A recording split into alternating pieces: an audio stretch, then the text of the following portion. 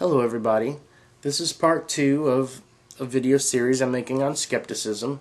Now there's no certain order in which I'm bringing these things to you except the order of understanding. In part 1 we talked about the logical fallacies, and the link will be below if you want to catch part 1 first. Now different people learn different aspects, so it's not like there's a part 1, a part 2, a part 3, and a part 4. I'm just presenting these things in a way that hopefully will be easier to understand for the non-skeptic. Now, every skeptic knows that there's a difference between a claim and an opinion. Now, most of the world doesn't realize this. Most of the world just think whatever comes out of their mouth, is mostly true, I guess, unless they're lying, which, a lot of people lie, even if they're lying to themselves and don't even know it.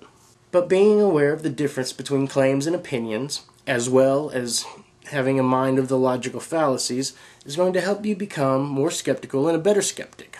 And being a skeptic is a good way to look at the universe, as it seems to be the most correct and the most open-minded and most receptive to information, and discerning that information. And being able to discern that information in correlation with the logical fallacies, understanding the difference between a claim and an opinion is a big factor.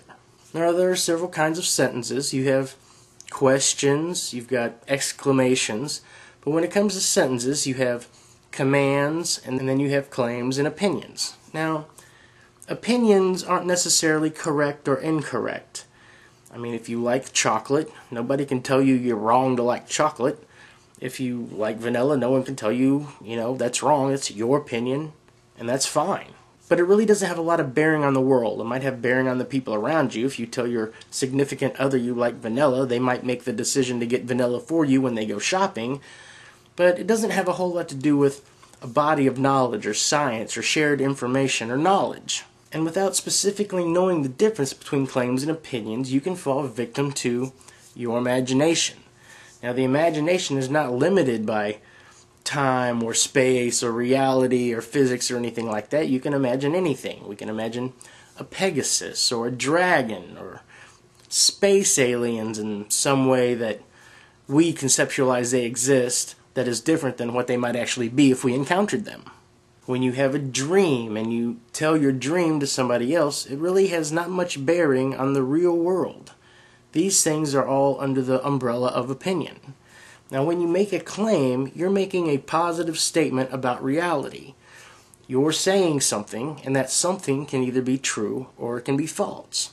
And the problem is that when people mix their claims and opinions, they sometimes believe that their opinions are claims, and sometimes believe that their claims are opinions. Just because you think something or say something, or because somebody else thinks or says something, isn't what makes it true or false.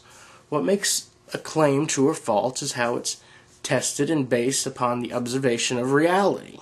Most claims can be measured somehow. If it's a scientific claim, it can be measured using a variety of instruments. If it's a social observation, these claims can be tested with various statistics upon society. And as mentioned in the logical fallacy video, if your premise A is true and your premise B is true, then your outcome conclusion should also be true. And sometimes, a lot of times, people will make claims based on logical fallacies, and that's why it's important to keep the logical fallacies in mind. So it helps you discern better which claims are true, false, or unknown. And being skeptical, it's always good to keep in mind that some claims that seem to hold true will eventually become false upon greater observation. Now, certain principles of science, such as gravity, quantum physics, evolution, the basis of these things aren't going to change. It would take something radically mind-blowing beyond my conception to replace those ideals. But the nuances and details that are continually discovered in any of the sciences help improve the body of knowledge. Now, when someone makes a claim, say a scientist for example, they use evidence to back that up. These evidences become facts, and multiple true claims or multiple facts are piled in together to make a theory. And a theory is the best anything can get. Of course, there are some scientific laws, and like the laws of physics and motion, probably not going to change. Like a body at rest tends to stay at rest, even though that's in relation to everything else moving around it. Everything is relative. I mean, even a body at rest is resting on a planet that's revolving on an axis and rotating around the sun, and the sun's moving around a galaxy, and the galaxy's moving around other galaxies, so there's always motion even if the body seems at rest. I also think that it's helpful that when you become aware of the difference between a claim and opinion, that it makes an individual more honest and truthful. Because if you don't know the difference, and if you mix your claims and your opinions together, not only are you victim to a lot of fallacious or false thoughts, but you spread misinformation into the world and tell other people, and then they either believe you or do not, and pass on that information, and it creates memes and waves to the social consciousness which are incorrect. And every time incorrect information is spread throughout the social consciousness, it holds humanity back from its full potential. So the only way to really push humanity forward towards its potential is for you to reach a maximum potential, and for you to be the best human you can be. I think most would agree that you would want to be honest and truthful, because truth is fidelity to reality. If either the reality or the truth waver from each other, then they're false. That's what the truth is, fidelity to reality.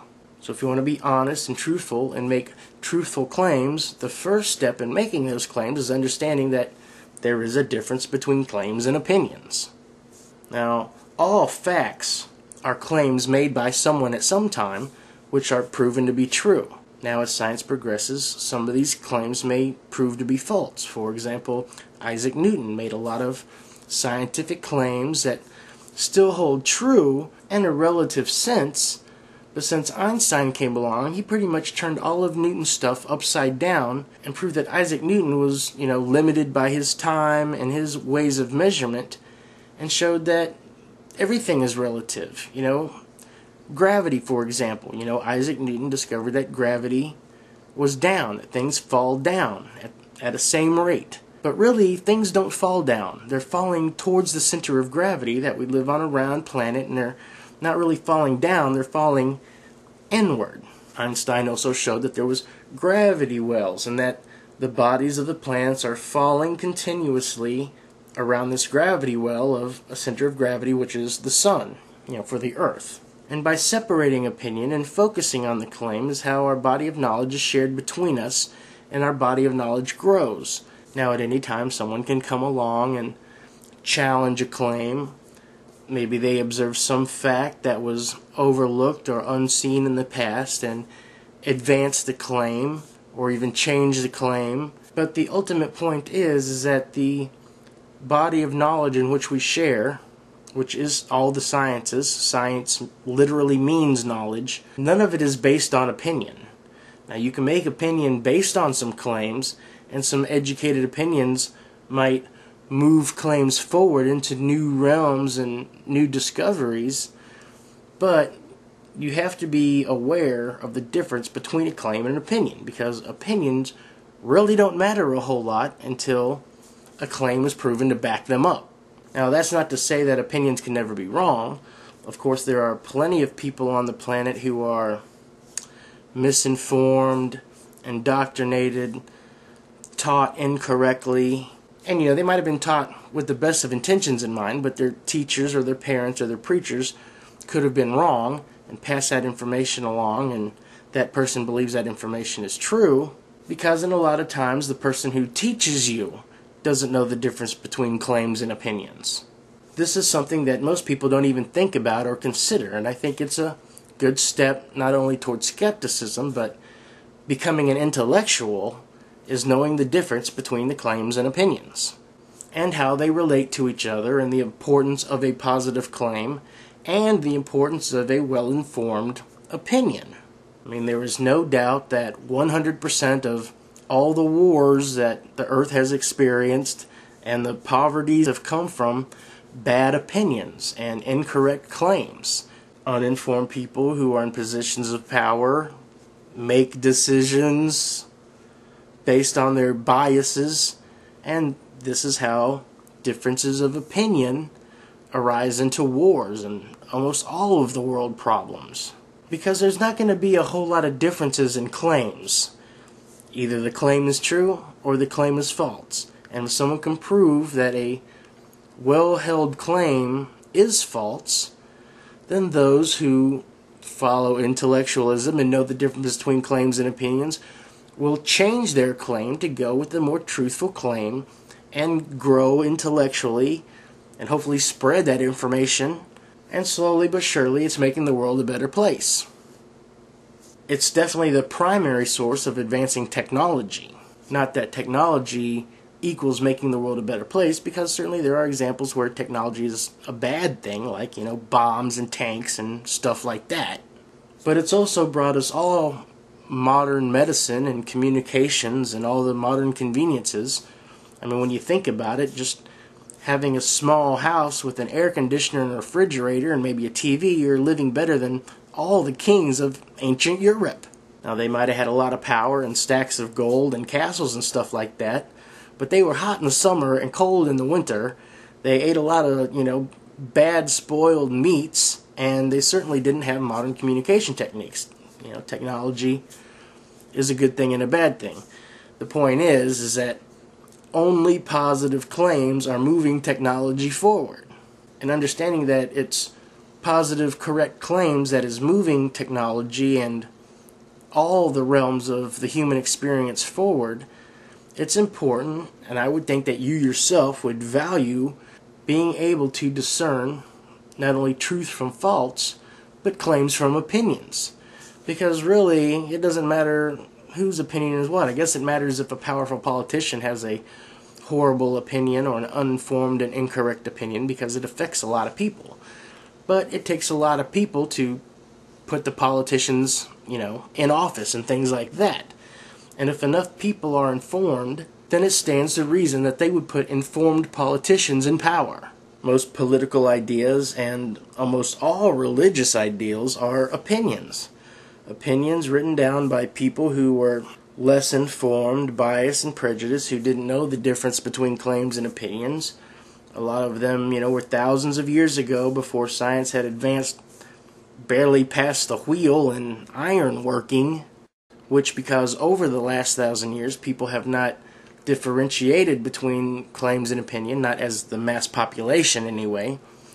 These stereotypes and biases and these ill-informed political opinions, and definitely all the religions, are propagated by this ignorance. Let's erase the ignorance. Most people look towards their religion to define what is good and evil. But there's no doubt that all evil is ignorance. It's ignorant decisions, usually based on ill-informed opinions that affect other people as well as, themselves.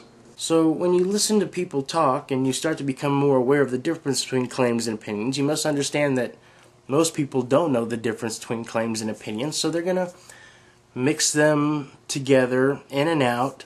They're not going to be as 100% intellectually honest to be able to make 100% positive claims all the time, even though that's probably an impossibility. I find most politicians, don't really give a crap, so they'll just say whatever to get elected, especially the Republican Party. In fact, I would say the Republican Party is the epitome of not knowing the difference between claims and opinion, nor knowing what actual facts are, nor differentiating between what's true and what's not true. I think Republicans as a whole, and I don't want to be exclusive, because I do think that some people are just Republicans because they learned that from their parents, and that if they were actually informed would become Democrats or even anarchists, libertarians, because the Republican Party, their philosophies, what they stand for and what they actually are the best example of a bad example of mixing ill-informed opinions and untrue claims, or manipulating claims to paint a picture of what they want it to be instead of what it actually is. Okay, so that's part 2. See you in part 3.